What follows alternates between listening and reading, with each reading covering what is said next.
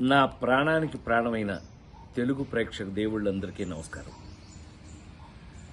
మొన్న Robin Hood pre release ఈవెంట్లో అనుకోకుండా డేవిడ్ వార్నర్ మీద నా నోట్లోంచి ఒక మాట దొర్లింది. అది కేవలం ఉద్దేశపూర్వకంగా చేసింది కాదు. అసలు నా ఉద్దేశం, నా గురించి మీకు తెలియదేముంది. ఆ ఫంక్షన్కి వచ్చే ముందు మేమందరం కలిసి ఉన్నాం. ఎంత అల్లరి చేశాము అని అంటే గనక, నితిన్ని అతన్ని మీరంతా నాకు పిల్లలు లాంటి వాళ్ళు అన్న అంటే గట్టిగా వాటేసుకుని, నేను మెదలకుండా ఉండకుండా, నువ్వు యాక్టింగ్ చేస్తున్నావు కదా, నువ్వు యాక్టింగ్లోకి రా, నీ సంగతి చెప్తానన్నా. అంటే అతను అన్నాడు, మీరు క్రికెట్లోకి రండి, మీ సంగతి చెప్తానన్నాడు. ఇలా మ్యాక్సిమం అల్లరి చేసాము. అల్లరి చేసి ఆ ఫంక్షన్కి వచ్చాము. ఏది ఏమైనా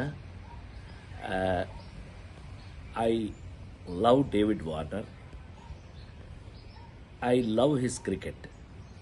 David Warner love our films, love our acting. So మేము, నాకు తెలిసి ఒకళ్ళకి ఒకళ్ళు బాగా క్లోజ్ అయిపోయాం.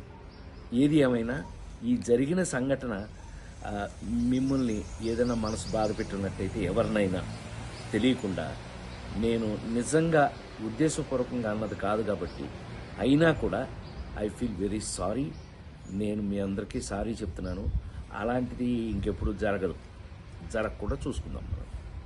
కానీ 28వ తారీఖున రాబిన్హుడ్ సినిమా మాత్రం తప్పకుండా చూడండి, మా అందరి కోసం.